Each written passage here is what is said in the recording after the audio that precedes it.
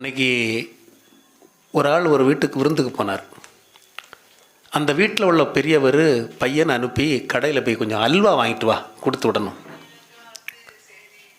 இன்னும் கடைக்கு போனார், வாங்கிட்டு வந்தார். அல்வா 1 கிலோ அல்வா வாங்க சொன்னார், வாங்கிட்டு வந்தான். நிறுத்து பார்த்தார், 900 கிராம் தான் இருக்குது. கோபம்னா அப்படி கோபம் இருக்குது, எடை குறைஞ்சிருக்கு. கடைக்கே போயிட்டார். நீ ஒரு மனுஷனா? நான் சின்ன பையனை அனுப்பிட்டேன் அப்படின்னு சொல்லி நீ தப்பா? 1 கிலோவில் கேட்டேன், 900 கிராம் தான் இருக்குது, 100 கிராம் எடை குறைவாக இருக்குது. அவன் சொன்னான், நான் சரியாக தான் என்னாச்சு கொடுத்தேன். அல்வா எடையை பார்த்தீங்களா என்னாச்சு? உங்கள் பையனுக்கு எடையை பார்த்தீங்களா கேட்டான். அவன் 100 கிராம் கூடியிருப்பான்னாச்சு. அப்படி ஆகி போச்சு. ரொம்ப கஷ்டம்தான். நோயினால் எவ்வளவு கஷ்டம். இன்றைக்கி பாருங்கள், நான் அடிக்கடி சொல்லக்கூடிய ஒரு விஷயம் என்ன அப்படின்னா, உண்மையிலே இந்த உலகத்தில் யார் பணக்காரன், யார் கோடீஸ்வரன்? 100 ஏக்கர் நிலம் வச்சுருக்கிறவன் கோடீஸ்வரனா, பணக்காரனா? இல்லைங்க. அரண்மனை மாதிரி பெரிய வீடு கட்டிருக்கிறவன் பணக்காரனா, கோடீஸ்வரனா? இல்லை. 10 கார் வச்சுருக்கிறவன் பணக்காரன் கோடீஸ்வரனா? இல்லைங்க. உண்மையான கோடீஸ்வரன் நோயே இல்லாதவன் தான் கோடீஸ்வரன். கடனே இல்லாதவன் லட்சாதிபதி.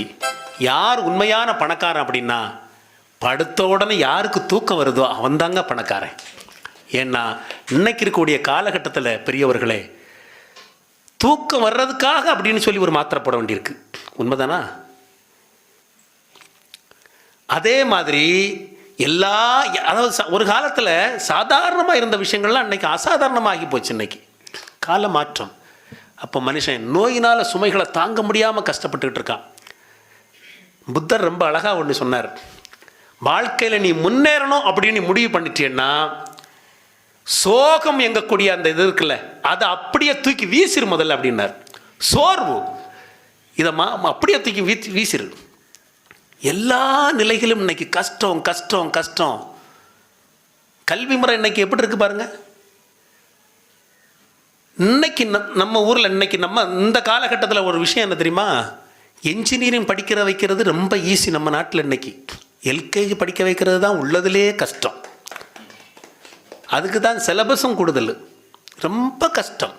ஏன்னா என்ஜினியரிங் படிக்க வைக்கிறதுக்கு லோன் அரசாங்கம் கொடுக்குது. பேசாமல் எல்கேஜி படிக்க வைக்கிறதுக்கும் லோன் கொடுங்க ஐயா. என்ன அவ்வளவு பாடு. லட்சக்கணக்கான பணம் இன்னைக்கு செலவு பண்ணி பிள்ளைகளை இன்னைக்கு படிக்க வைக்கிறோம். அப்போ படிக்க வைக்கிறத சுமையாக எடுத்துக்கிட்டதுனால எவ்வளவு கஷ்டம். பிள்ளைக்கு லோன் வாங்கி படிக்க வைக்க வேண்டியிருக்கு. அதாவது ஒரு விஷயம் என்ன தெரியுமா? பெற்றவங்க இன்னைக்கு எந்த சந்தோஷத்தையும் அனுபவிக்காமல் இளமையிலே அவங்க சந்தோஷத்தை எல்லாம் விட்டு கொடுத்து பிள்ளைகளுடைய சந்தோஷத்திற்காக அவங்க சுகத்தை இழந்து கொண்டிருக்கிறார்கள். இதுதான் இன்னைக்கு உண்மை. எவ்வளோ பெரிய சுமை நினச்சி பாருங்கள். இறக்கி வைக்க முடியுமா இதை? பிள்ளை நம்ம சொல்கிற மாதிரி கேட்குமா? கேட்டு வளர்றானா? இன்னைக்கு நம்ம ஒன்று சொன்னால் அவன் 9 சொல்கிறதுக்கு ரெடியாக இருக்கான். இன்னொரு தகவல் இப்போ தெரிஞ்சுக்குங்க. எதை பிள்ளைங்கள்ட்ட நாம் கேட்டாலும் அவன் அதை அப்படியே சமாளிக்கிறது மாதிரி பிள்ளைங்க உருவாகி கொண்டிருக்கிறார்கள். இப்போ இந்த தலைமுறை எல்லா விஷயத்துலையும் எதையுமே அவன் அதாவது நம்ம சில விஷயங்கள் ரொம்ப முக்கியமான விஷயம் அப்படின்னு நம்ம சொல்லியிருப்போம், அதை அவன் ஈஸியாக எடுத்துடுறான். உறவுகள் அன்னைக்கு கடுமையான விரிசல். என்ன ஆகி போச்சு அப்படின்னா, நோய்கள் அதிகப்பட்டதுனால மனிதன் ஒரு காலத்தில் எப்படி இருந்தோம் தெரியுமா? நம்ம சாப்பிட்டோம் இல்லையா, அதே அந்த நோயை தீர்க்கக்கூடிய மருந்தாக இருந்தது. இன்னைக்கு மருந்து தான் இன்னைக்கு உணவாக இருக்கு. உணவே தானே மருந்தாக இருந்துச்சு, இன்னைக்கு மருந்தே உணவாக மாறிற்று. யாத்திரை மாத்திரையில் தான் முடிவு செய்யப்படுகிறது. ஞாபகத்தில் வச்சுக்கணும். கால மாற்றம். சாப்பிடக்கூடிய உணவில் இன்னைக்கு மிகப்பெரிய ஒரு சுமையை நம்ம இன்னைக்கு ஏற்படுத்திக்கிட்டு இருக்கோம் ஒவ்வொரு நாளும். இன்னும் ஒரு 5 வருஷம் கழிச்சு நீங்கள் பாருங்கள், சமயக்கட்டே இருக்காது வீடுகளில். சமயக்கட்டு இருக்கிற வீடுகளுக்கு பொம்பளை பிள்ளைங்க வாக்கப்பட்டு போகாது. போனாலும் சமைக்காது, சமைச்சாலும் திங்க ஆகாது. சரியா? அப்படியே தின்னுருவாங்க.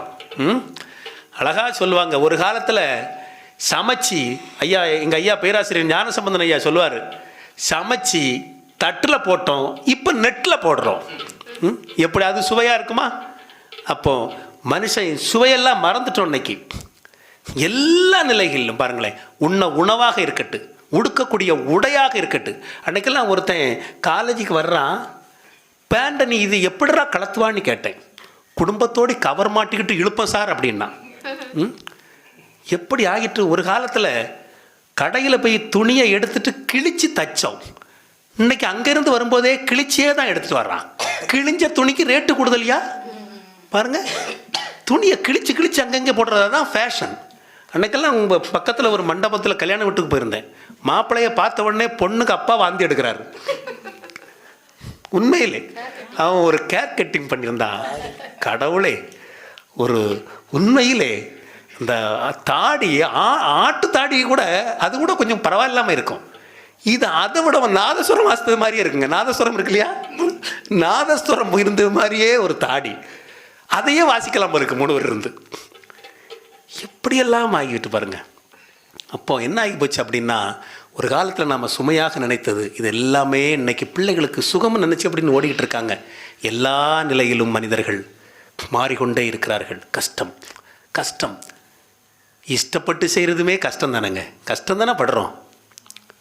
அதனால தான் ஒரு திரைக்கவிஞன் கூட சொன்னான், சில நாள் இருந்தேன் கருவறையில், பல நாள் கிடந்தேன் சிறையறையில், அம்மா என்னை ஈன்றது அம்மாவாசையா, அதனால் பிறந்தது தொல்லையடா, ஆனால் என் மனம் வெள்ளையடா, பட்ட பாடு யாவுமே பாடம் தானடா, ஒரு பூந்தோட்டமா வாழ்க்கை இல்லை போராட்டமே வாழ்க்கை, ஒரு பூந்தோட்டமா வாழ்க்கை இல்லை போராட்டமே வாழ்க்கை, வானத்தை பார்த்தேன் பூமியை பார்த்தேன் மனுஷனை இன்னும் பார்க்கலையே. அப்போ ஒவ்வொரு நிலையிலும் மனிதன் போராடி கொண்டிருக்கிறோம், சுமையை தாங்கி கொண்டிருக்கிறோம், வேறு வழி இல்லாமல் வாழ்ந்து கொண்டிருக்கிறோம். அதனால் வாழ்க்கை, இன்றைய வாழ்க்கை முறை மிகப்பெரிய சுமையே சுமையே சுமை அப்படின்னு தீர்ப்பு சொன்னால் இவங்க ரெண்டு பேருக்கும் சந்தோஷமா இருக்கும்.